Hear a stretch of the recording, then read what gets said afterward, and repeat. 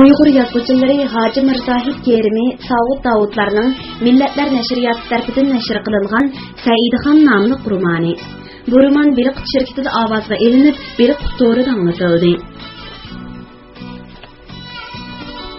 Shahtani Kukuldash kun ko'rdan qarab olamning qorong'ulikka g'arq bo'lganligini ko'rdi va o'zicha andikib ketdi.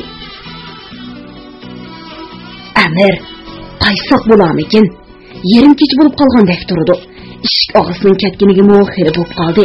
Nima uchundir ko'nglimni bir ansizchilik chirmib oldi. Bu yerda o'tirg'im kelmayotdi. Ketayli.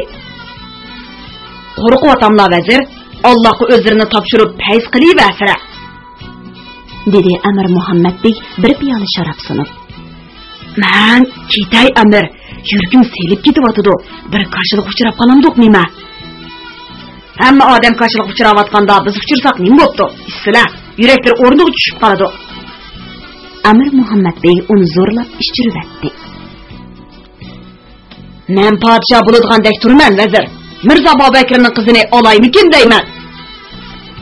Bu gapni anglagan Shahdoni Kukuldashmi xirildab kulib ketdi.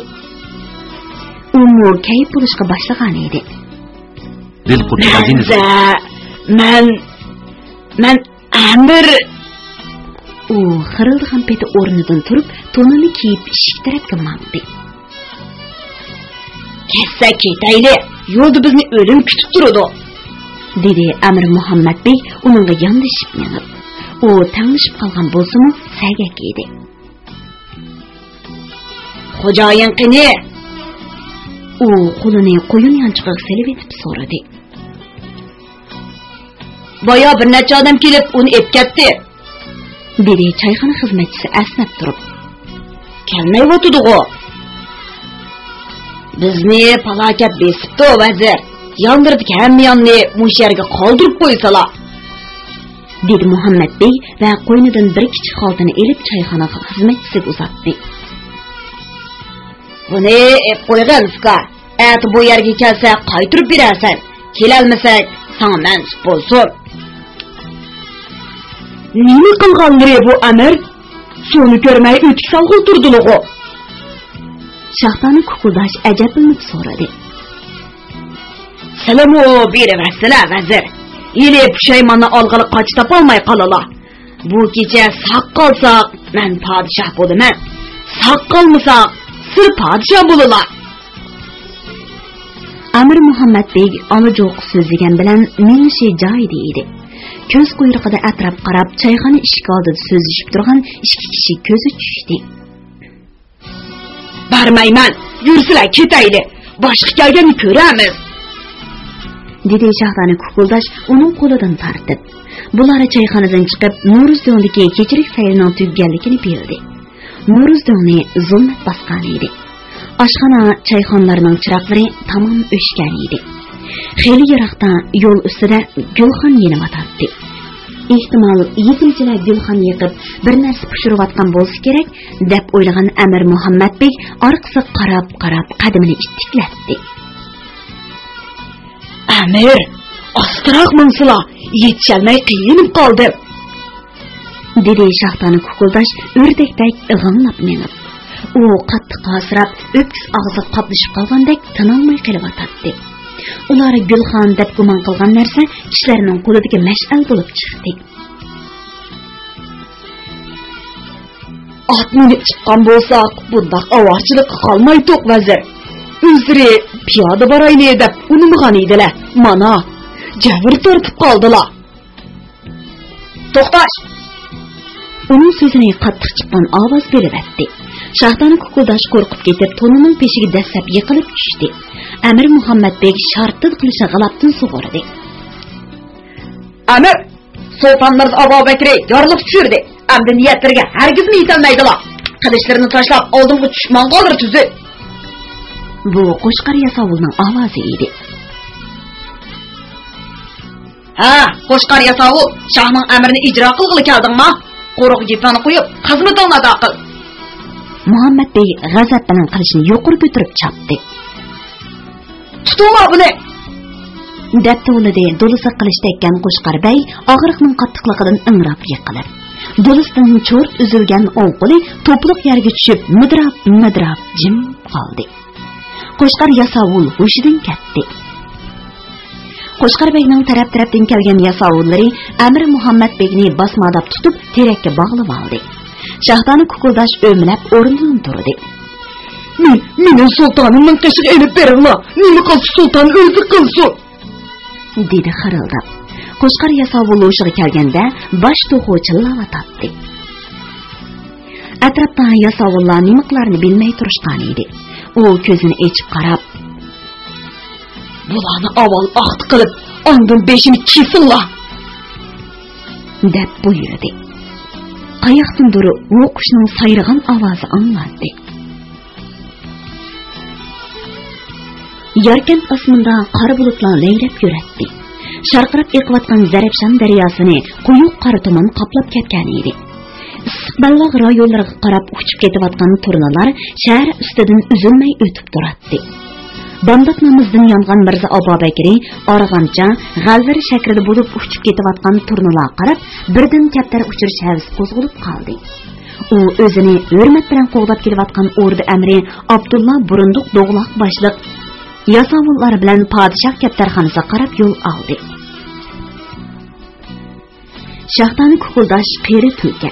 U bu chaqqicha isbusun chiqarmay, nurg'un odamlarni o'z yig'ida o'zgishini qo'rtib, menga yaxshichaq bo'lib keldi.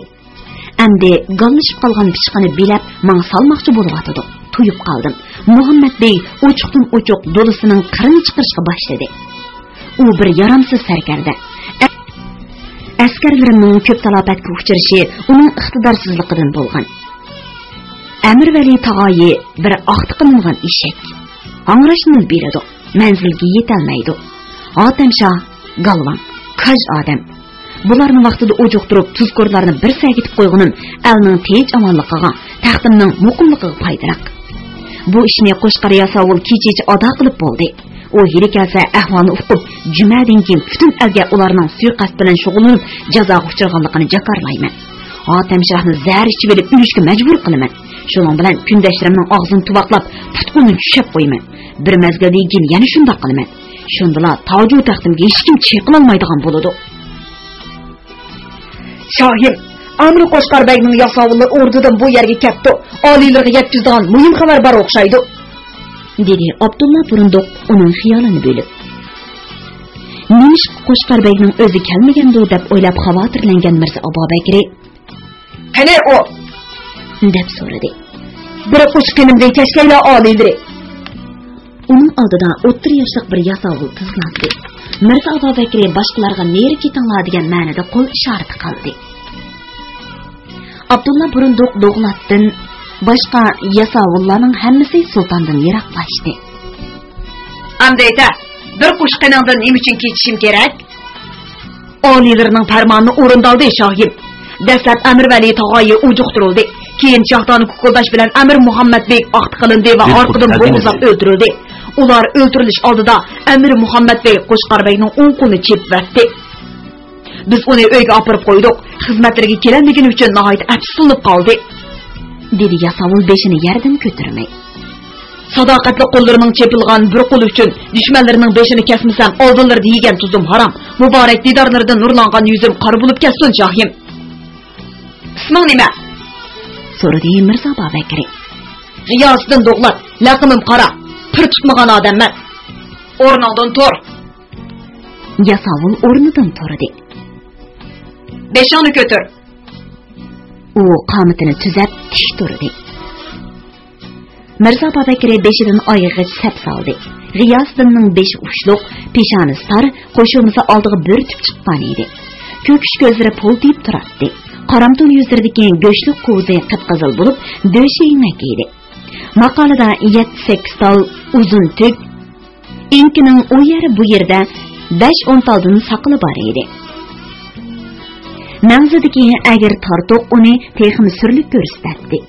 Uzun qora mata balvig'iga qizg'ush nasival qapiqi, pichoq silingan ko'n g'ilab, ikki tiziq yarmaq, o't chiqaradigan chaqmoqda silingan yog'och quta, tasviriy qatorliq narsalar esilgan edi.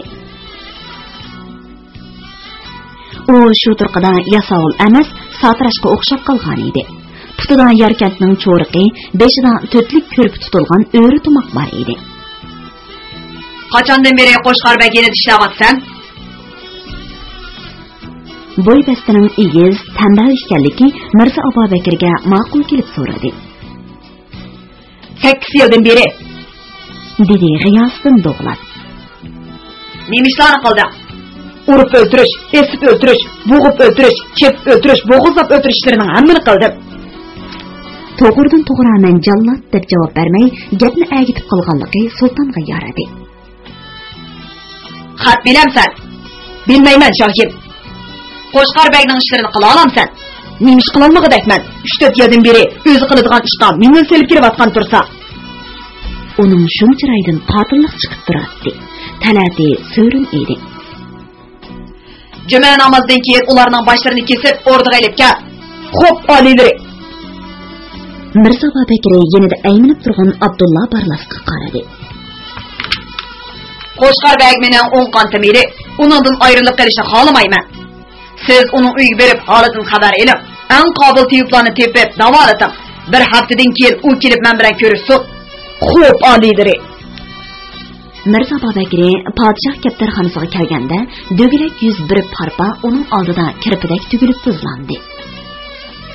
Shoh olilari, qutlug' qadamlarga muborak bo'lg'ay. Kaptarxonchiga yapti. So'radi Mirza Babakir kaptarxonning boshlig'idan. 300 dan oshdi olilari. Hammasini bir navbatda uçura olamsan? Yo'q, 7 odamim bor. Hamma kaptarni bir navbatda uçurishga ozlik qiladi. Bugun men baba odamlaringga barliq kaptarlarni uçurishga buyruq ber. Dedi Mirza Babakir sirli qiyofatda. Podshoh kaptarxonasining boshlig'i bo'lgan bu parpining eti Nasriddin Shoh edi. U xo'tallik bo'lib, Qulnazar Mirzaning kaptarxonasida kaptar vaqatdi. Qulnazar Mirza o'ldirilib, xo'tan bulang-talang qilinganda Amir Muhammad beg Nasriddin Shohni o'zi elib Mirza Abubakirga tortiq qilgan edi. Kaptar uchirish va beqish mahoratining borligini anglagan sulton uni o'z kaptarxonasiga mulozim qilib avatgandan beri u butun kuchini bu kaptarxonni obod qilishga sarf qilib, 200 ta kaptarni 3000 ga yetkazgan edi. Nasriddin Shoh do'milgandek yurib, odamlar bilan barliq qumning og'zini echibatdi. Qo'llardagi uchirg'ichlarni aylantirib, orqa-orqadan kaptarlarni parvoz qildirdi. Mirza Abubakir uni uchirg'ichni aylantirdi. Ko'k qapoq esilgan yuzigan kaptarlar osmonga ko'tarildi. Mollaqchi, talang, o'yinchi kaptarlari Yarkent osmoniga to'ldi. G'ung'un qilgan ovozni Mirza Abubakirga yaqinroq tuyulib, uning ko'ngli chaldi. Ko'kda qo'g'lashayotgan mollaq etayotgan kaptarlarga qarab huzurlandi. U odatdan kaptar uchirishni bir osh pishim davom etkazadi. Bugun juma vaqti bo'lguncha kaptarxondan chiqmadi. Kaptarlarning hammasi shaharning har taraflariga tarab ketgan edi. Uchirgan kaptarlarning 3dan biri qaytib keldi. Qolganlari boshqalarning kaptarxonasiga tushib ketdi. Nasriddin Shoh umidsizlanib o'yga cho'kdi. Ajab yomon bo'ldi. Podshohning buyrug'i bilan och qo'rsoq ushgan kaptarlar kishilarning qumsig'iga tushib ketdi. Men tas ko'paygan edim, endi beshim ketarmi? Mirza Babakir uningga 10 tilla in'om berdi-da, Udul O'rda masjidiga jumaga mangdi. Anglavatqaninglar bir qutoridan anglatiladigan ovozliq asarlar sahifasi. G'iyosiddin o'z yasovulari bilan chekisiga nayza sanjilgan 3 boshni ko'tirib o'rdaga kirganda vazir, amiri, dagi sardorlar qattiq cho'chib ketishdi. Vazir, amirlar, sardor beglar, sizlar ko'rayotgan bu 3 odamning beshi sizlarga tunishliq. Bu hargiz tush emas. Bularni men toju taxtimning qo'zg'uvchilari, eng sodiq birodarlarim deb sanaytib, ammo ular asirdan til berib turib, men suiqat qilmoqchi bo'lganini sezib qoldim va qozi Kalon Hotamshohning fatvosi bilan tegishli jazosini berdim. Bu hammalarning ibrat erishimizga tegishli savoqdir. Mirza Babakir so'zdan to'xtab, G'iyosiddin deb chaqirdi. Qip-qizil jallod kiyim kiygan G'iyosiddin Do'g'lat Amir Muhammad bekning qallasini nayza uchi bilan ko'targan holda sultonning oldiga kelib tizlandi. Labbay shohim. Bu üç atının başlarını koça aylandırıp sazayı kılıp, Nuruz'dun Muhammed Mirza Haydar medrese ve Joğ'a ayrım esip koyunlar. Baş üstüge Şahin Şahip. Mirza Babakir üç başını götürüp çıkıp ketivatkan jallatlarga qaragan halda çağırdı. Abdullah burunduk doğla. Leppey Şah alileri. Abdullah burunduk doğlap yugurib taxt aldıga kelip tızlandı. Onun rengi öşken idi. Bugündür başlap siz emirleşker bolusuz. Tacı taxtlarga jenim tasadduk Şah alileri. Onun çırayı asliga girip emirleşker orunda o'ltirdi. Niyaz Abdul Quddus doğla. Lebbey Şahim. Taxt aldıga yugurib kelgan o'ttir bo'yliq sardori tizlandi. U xeyli yillardan beri Mirza Babakirga odatdagi vazir bo'lib kelyapti. Baş vezirlik kursida o'tirg'aysiz. Ishonchlarni yerda qo'ymayman Shohim, dedi va berib bosh vazirlik kursida o'tirdi. Oğul Qasım Muhammed doğla. Labbay olilari. Sarg'ush soqol bo'yliq kelgan biri ishtikilib tizlandi. Siz ishki og'zi vazifasiga tayinlandingiz. Xizmatlarga jinim pido Shoh olilari, dedi u pukilib berib ishki og'izliq o'rinda o'tirdi. Bugün kech orada ziyofat berma. Al yurtimizning gullanish uchun bejondil xizmat qilganlarga tortiq beriladi. Mirza Babakir boshqa so'z qilmay o'rindan turib salmoq qadam bilan chiqib ketdi. Yangidan yuqori mansabga tayinlanganlar qutlug'lash olqi sadolarga ko'milib ketdi. Mirza Babakir davlat ishlari bejiriladigan cho'ng saroydan chiqib, kishilarni ayrim qabul qiladigan kichik saroyga kirdi. Bezilish jihatda cho'ng saroydan farqlanmaydigan bu kichik saroy nihoyat jimjit bo'lib surilib ko'rinadi. Mirza Babakir oltin qubbuliq taxtga chiqdi va ikki qo'lini bir-biriga urib edi. Ko'k kiyimlik yuziga niqob tartgan bo'yliq bir odam yon eshikdan kirib tizlandi. Shohim, xizmatlarga tayyorman. Hatem Shoh keldimi? So'radi sulton. Jumadan keyin kelgan ekan, topshiriqlarga binoan maxsus uyga boshlab qo'ygan edi. Oldim kelib kirib. Xo'p, Shohim. Mirza Babakir qilishi g'alabdan sug'urib, parildab turgan oldi kayni besiq qaragan holda Bahraman o'tirdi. Ko'k yo'lliq Misr baqsimidan to'n kiygan Hatem Shoh kirib keldi. Assalomu alaykum Shohim. Mirza Babakir ko'z qilganda qilichini ko'tarib taxtdan qip-qizil gilam silingan yerga tushdi va qilichni g'ilab silib takalluf bilan: Shayxul Islom hazratlari, yo'llarga qarab turatdim. Vaqtida kelib meni nihoyat xursand qildilar. O'ltirsalar, dedi taxtiyimdan joy ko'rsatib. Rahmat olilari, men bu o'ringa loyiq emasman, dedi Hatem Shoh va taxtdan yiroqroq bir joyda o'tirdi. Qo'shimiz turilgan Mirza Babakir so'radi: O'ylanib bir qarorga keldimmi o taqsir? Keldim. Undaq bo'lsa men aytgan 3 masalaga fatvo bersizlar. Fatvo berishga bo'lmaydi o Shohim. O'rnidan turdi Hatem Shoh. Uning oppoq salla ko'langa tashlagan chiroyi jiddiy tus olgan edi. Nima ish bo'lmaydi? Qattiq ovoz bilan so'radi Mirza Babakir. Shuning uchun bo'lmaydi o Shohim. Hatem Shoh qo'yniga yo'shirib silib olgan xanjarni elib, chekirtikini shartida kesib etdi. O'qchib chiqqan qon kiyimlarini bo'yib etdi. Bundoq bo'lishi xiyoliga keltirib boqmagan Mirza Babakir hangdan qoldi. Chiroyi o'lib qaridab ketdi. Ya pana, bu nimish? Toju taxtdan ayrilishning bishartimi? Yo'q. U o'ylab qo'llarini bir-biriga o'radi. Boyqa niqobliq odam kirdi. Hatem Shoh tipirlab yotadi. Uning bo'g'zidan etilib chiqqan qon sultonning to'nig'ini chashiradi. "Ma ablaqni jimoq turib", dedi u andikib turib. Niqobliq odam xanjarini g'alabdan sug'urib, Hatem Shohning yuragiga sanchidi. Qozi kalon ikki qatim tipirlab jon uzdi. Darhol Chimanbog' tarafga elib berib, ko'zga osonchilikmaydigan yerga tashlab qo'yib, tez qaytib kelinglar. Xo'p, Shohim. Mulozimlar bu yerni pokiz tozalasin. Xo'p, Shohim. Mirza Babakirning ko'ziga qorong'ulik tiqilgandek bo'lib, birdan turib qoldi-da, qon chashirgan to'nni selib tashlab, qasr harmiga qarab oldirib chiqib ketdi. Anglayotganinglar Belqut to'ridan anglatilayotgan ovozliq asarlar sahifasi. 19-bob. Bag'i Vapa. Afganistanning o'rta qismiga joylashgan bir ovad diyor bor edi. Podshoh Kabul bu diyorga bir shahar bino qildirib, uni o'z nomi bilan ataganlik uchun bu atrofdagi viloyatni shu nom bilan atilib qolgan edi. Buningga uzun yillar bo'lgan bo'lsa-mu, bu nom go'yo toshga bosgan muhrdek kishilar qalbidan cho'nqur o'rin olib, dunyoning sharqqa to'nilgan edi.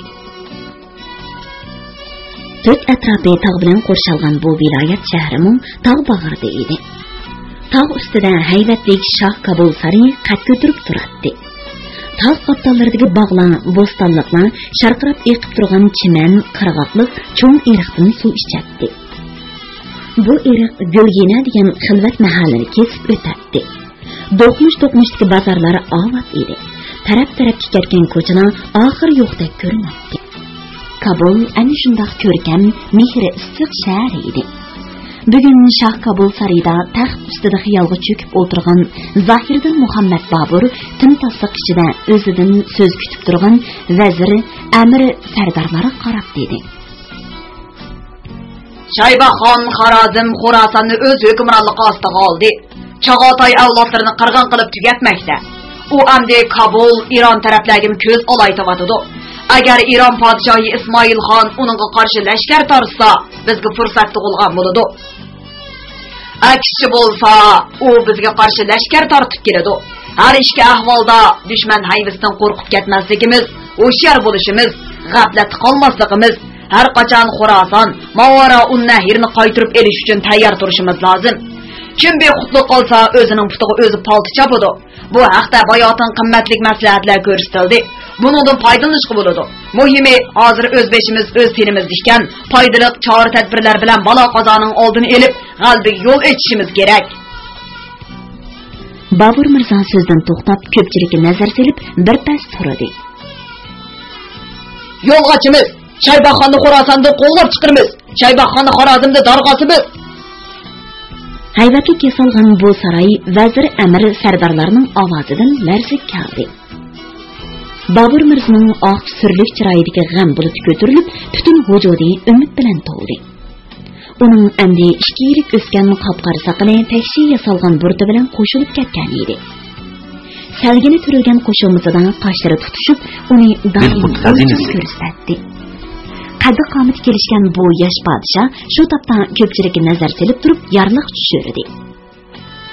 Anjon, Samarqand, Qunduz, Hisor va Mo'g'ulistondan nurg'un kishilar Kabulga keldi. Kabul ilmi ansiz jang ustida turmoqda. Mush tufayli hamma kelgindilarni, lashkarlarni o'zimiz ta'minlab ketolmaymiz. Shuning uchun Kabul va G'azni viloyatlariga 30 ming eshak ochliq seliq selinsin. Kimiki bu seliqni berishga qarshilik ko'rsatsa, tutqun qilinib zindonga tashlansin. Sarmunshi uning yorliqini tez yezib bo'lib, katiblarga topshirdi. O'z orzusi bo'yicha bo'lganda Bobur Mirzoning Kabulda bir kunni turg'usi yo'q edi. U Samarqandga ketishi, Kabul emas, Xorazm, Xorason va butun Mavara un-Nahirning o'z hukmronligida bo'lishini shuncha xohlaydi. Mana shu orzu uning atrofiga nurg'un kishilarni jam qilgan edi. Bu arzuning amalga oshishi uchun oldi bilan Shaybaxonni butunlay mag'lub qilishi, qudratli davlat qurishi lozim edi. Halbuki palak ta'tiri cho'rgilab, u Kabulda kichik viloyatga qisilib qolgan edi. U bajoyiki cho'nqur o'rig'i tiqilib qolgan shirg'i o'xshaydi. Bobur Mirzo amir arkonlarga ijozat berdi. Saroyda yolg'iz o'zi qolgan, lekin dar pardalik dariza tuviga bordi. U pardani qayirib Kabul shahriga ko'z soldi. Eshak, ot, tugi qo'shilgan g'arvalari ko'chalarida to'p-to'zitib o'tib turardi. Qora paranji ortgan ayollar tom tuvida asta-asta ketishyotdi. Guzarlardagi navoy, samspaz kavobchilar xaridor chaqirib tovlashadi. Muzdoz zagarlarmi do'konlarda tana bilan xaridor kutib o'tirishadi. Navkari yasovulla u ko'chadan bu ko'chaga o'tib turardi. To'satdan birsi eshikni asta chekdi. Bobur Mirzo berib eshikni ochib, eshikda turgan bir xabarchi yasovulni ko'rdi. Kechirsilar shoyim, Mo'g'uliston xoni kelgan ekan, o'zlari bilan ko'rishatdim deb saqlab turadi, dedi yasovul yerga tizlanib. Hozir chiqaman, ularni takixonaga boshlab turinglar. dedi Babur Mirzo qo'shilmasini turib. Üstüveşini çang tozang baskan Saidixon, xotuni Nursima, qiynaksi Qanotbay, yengisi Gulsuruq Banu va bir qancha mulozimlar bilan Takixoni zonida o'ltiratdi. Saidixonning chassaqallari o'sib, chiroyi qardab surlik bo'lib qolgan edi. Qanotbaymo to'pg'i cho'milgandek bo'lib ketgan edi. Nursima bilan Gulsuruq Banu paranjiga o'rilib turg'achqa chiroylarini ko'rgili bo'lmaydi. Ular qarmoqqa qattiq charchab ketgandek ko'rinadi. Shu ahvolda Babur Mirzo Takixonaga kirdi. Assalomu alaykum podshoh og'a. Tizginib salom berdi Saidixon. Va alaykum assalom xonim. Xush kelibsiz. Babur Mirzo tizginib bir navri inisi Saidixon bilan quchoqlashdi. Qanotdagi 7 qitim tez tikib Babur Mirzoga salom berdi. Ikki ayolni tez tikib salom qilishdi. Saidixon ularni tanishtirdi. Qadimingiz qutlug' xonim. Menga yana bir qanot qo'shildi. Endi o'zimni hargizmi kuchsiz chaqlamayman. Dedi Babur Mirzo Saidixonni qatma-qat silingan ko'rpida o'tirishga taklif qilib. Sizning kelishingizdan xabarsiz topdiman. Burunroq xabar topgan bo'lsam, Toshkentga o'xshash oldingizga chiqqan bo'lardim xonim. Rahmat podshoh og'a. Yenim sizni ko'rib beshim ko'kka yetdi. Salomat ko'rishtirgan Allohdan minnatdorman. Saidixon uning qizg'in kutib olganiga rahmat aytdi. Xonim, hozir mulozimlar sizga qiynog'ingizga, xon hamshiralaringizga yangi sarpoyi elib keladi. Yo'yinib kiyinib beringlar. Men sizlarni ham xonada kutaman. Rahmat shoh og'a. Babur Mirzo Saidixon va uning hamrohlarini Ma'suma Sulton begim qasrida kutib oldi. Babur Mirzo erlarni, Ma'suma Sulton begim ayollarni ayrim-ayrim uyda mehmon qildi. Saidixon Babur Mirzo hadiya qilgan zar yaqiliq kimxobtunni yepinib, shahzodalarga xos toj kiygan edi. Uning chassaqallari pokiz qirqilgan bo'lib, yo'lda oftob chiqib qizg'argan chiroyi parqirab ketgan edi. Uning vujudida yoshlikning g'ayrati, abdidan irodaning kuchi barq urib turardi. U beshidan o'tganlarni so'zlab bo'lib so'radi. Hürmetlik momam Şahbegim, anam, singlim, hamma xonimlar aman turdimi? Aman, Allah padşahida aman isem turdi. Javob berdi Babur Mirzo sal o'ng'aysinib. Ularni men xaf qilib qo'ydim xonim. Nima uchun? Bu to'g'ri so'zlashni xohlamaydim. Ammo ahvoldan sizni xabardor qilmasam, bo'lib o'tgan ko'ngilsiz ishlarga to'g'ri baho bera olmay qolasiz. Qani ayting Shoh og'a. Men haqiqatni bilishni hayotim uchun zarur deb hisoblayman. Bu o'kinishli ham kulkilik bir voqea. So'z boshladi Babur Mirzo. Oldingi yili Toshkentdan Shahbegim, Mehrnigor xonimlar kelgan edi. O'tgan yili Muhammad Husayn Ko'ragan Do'g'lat bilan onangiz Xadija Sulton begim keldi. Onam qazo topganlik uchun ko'nglim oromida emas edi. Shundaq bo'lsa-mu ularni yaxshi kutdim. Ular Kabulda turib qoldi. Kabul viloyatining shimolida turishliq turkmanlar g'avg'o ko'tardi. Men ularni tinchitish uchun amirbaglar bilan lashkar tortib otlandim.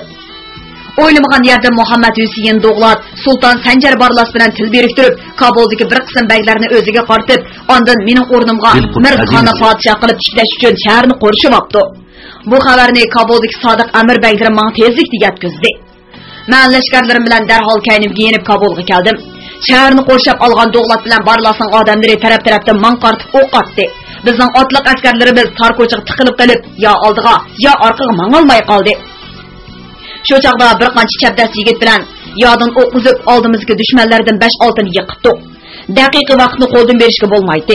Noit tezlik bilan qilchimni suqurib otdan tizginni qo'yib atdim.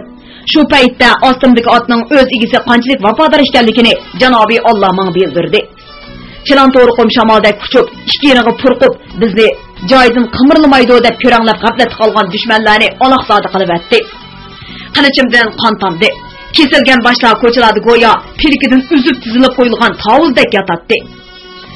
Biz yurik pok-pok dushman askarlarini ko'chim-ko'ch surib yurib tarmar qildik. Qo'rshovda qolgan shahar qo'rg'ondagi odamlarimiz 1-2dan kelib bizga qo'shildi. O'rnimga podshoh qilib tikilmoqchi bo'lgan Mirzxon Chor bog'da turardi. Bog' darvozasidan kirsak Mirzxon yo'q. U qochgan ekan. Men darvozadan chiqib etib, qilish yalang'ochlab udulman qarab kelayotgan bir odamni ko'rib joyimda taq turdim. Sinchilab qarsam, men navkarlikdan qal'a qo'g'dig'ichi baq qilib, Kabulda qoldirib qo'ygan do'st Sarpuli otliq chavandoz ekan. Men savut kiygan bo'lsam-mu, dubulg'a kiymagan, kamarmi bog'lamagan edim. Shu ahvolda men uni "Hay do'st" deb chaqirdim. Yenimdikilarmi uning etini atab chaqirdi. Lekin u meni tunimadimi yoki tunimasga soldimi bilmadim. Ishti kelganicha men qilich urdi. Allah saqlab, qilish qulqimni sifab o'tib ketdi. Saidxon inim, bir shoir, mayli olam tig'lari bosh uzra shiltonsin qancha, gar xudo xolimiz kar qilmagan hech narsaga deb yozgandek bir voqea bo'ldi. Men bu tuzkor do'st Muhammad Sarpulni bir qilish bilan uribla ikki par qilib etdimda, mulozimlarim bilan Muhammad Yusiyin ko'ragan turgan bog'i behishga keldim. O'qyosni batlab turgan 7-8 qorovul bog' etkib turadi. Otchab turib bostirib bordim. G'azbim to'lim o'rligan edi. Ular qochdi. Men yetishib berib birga qilich urdim. U domlab bir eriq tushib ketdi. Bog' qasrining o'gisida turgan bir askar menga batlagan yosini yig'ishtirib qochdi. Aslida u mening navkirim bo'lgan edi. Tiniq bog' ko'li bo'yi turganimizda Sultan Sanjar Barlasni odamlarim tutib kelishdi. Uning yuzi qizarib ketgan edi. Men hech gunoh qilmadim Bobur shoh deb egilib turdi. Sen bu to'polonni uyushtirgan turib, o'zingni qandoqmi gunohsiz hisoblaysan? Negan har tumaniga hokim qilib qo'yganim uchun meni shohliqdan tushirmoqchi va yo'qotmoqchi bo'ldingmi? Tuzkor munofiq dedim men. Uning tili qalvolishib gap qila olmay qoldi. Uning qo'llari chambarchas bog'langan edi. Uning kasofatidan yuzlagan odam qoni g'arq bo'lgan edi. Men uni sazoyi qilib, kallasini elishga buyurdim. Uni kechirsam to'polonni besiqtira olmaydim.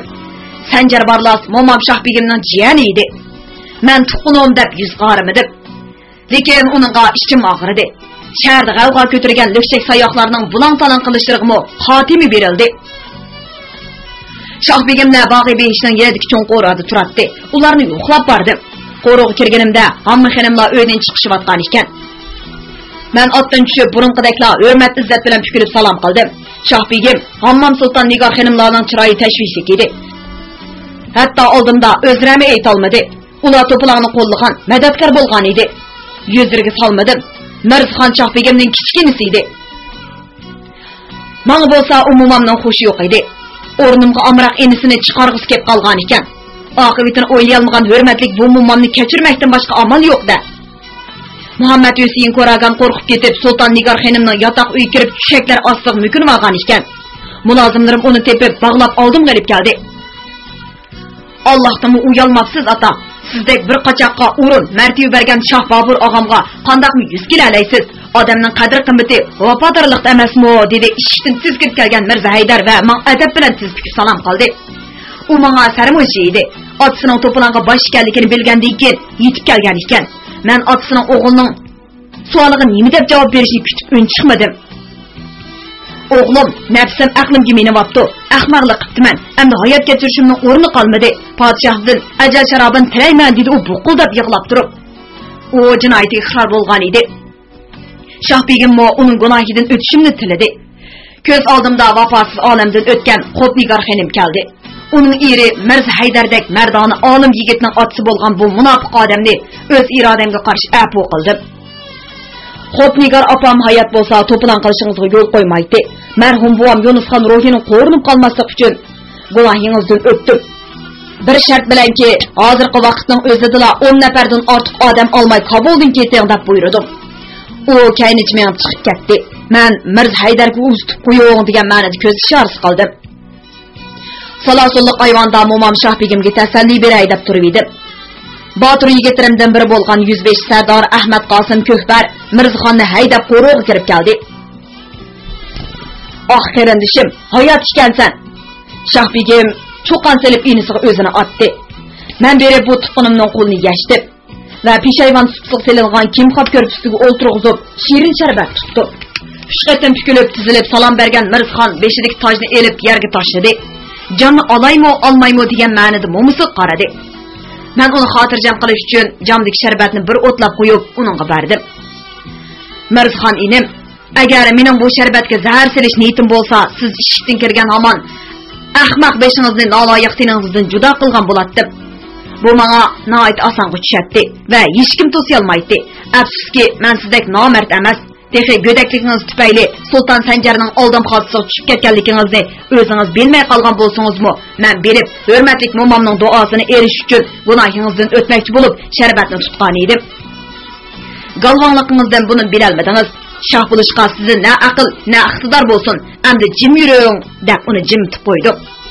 Choshiruvdek oqirib ketgan Shohbegim rahmat aytib menga duo qildi. Tamxon Kabul viloyatlari ichida yaxshi yer, hurmatli xon mo'ma. U yerni oliylarning boshqarishiga beray. Enim Mirzxon va Amma xonimlar bilan u diyorda vaqtincha turib turishlarini o'tinaman deb uningga tez pushdim. Qulluq bolam deb ta'zim qildi mo'mam Shohbegim ko'zlariga yosh elib. Shu on Mirzxon mo rahmat Shoh og'a haqiqatan kalvola qiptiman deb nomaqulluq bildirdi. Ularni izzat ikrom bilan pamxonga yo'lga solganimga bir necha oy bo'ldi. Yaxshi turib etibdi. Onangiz bilan hamsheringiz Haramxonda ayrim qasrda qarindoshlaringiz bilan turgan edi. Ularmo Shohbegim bilan pamxonga ketishdi. Siz bu yerda obdan aram olgandan keyin pamxonga berib, ular bilan ko'rishib kelasiz. Saidxon Bobur Mirzoning so'zlaridan qattiq ta'sirlandi.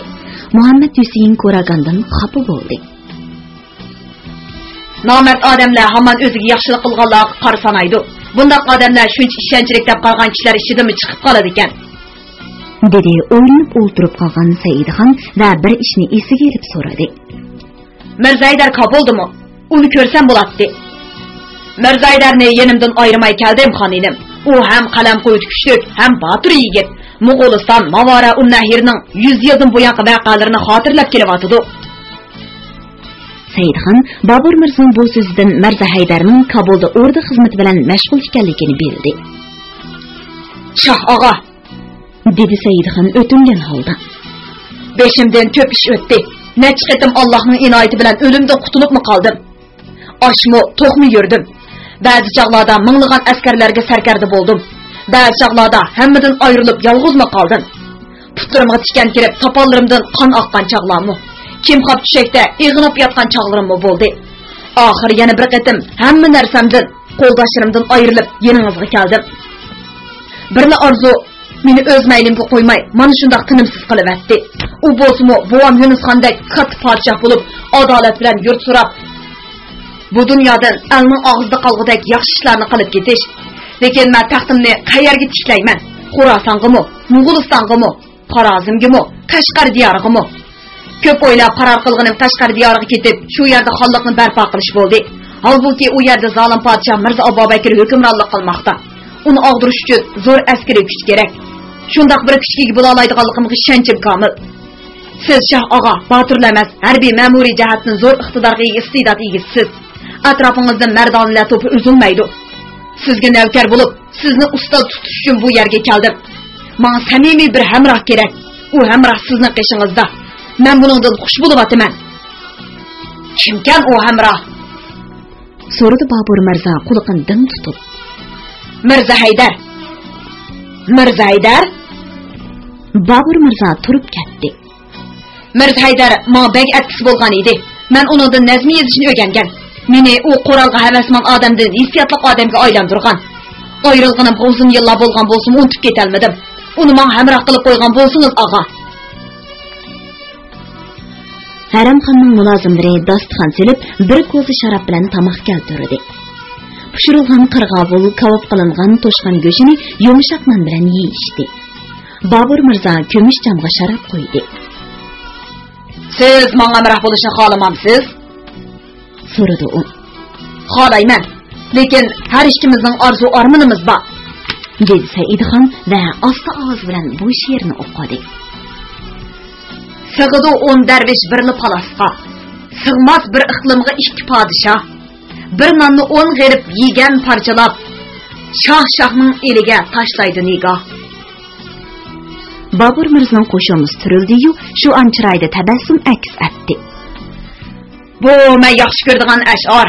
Siz uni kimdan anglab yodlab olgan edingiz? Mirza Haydardan anglab yodlab olgan edim.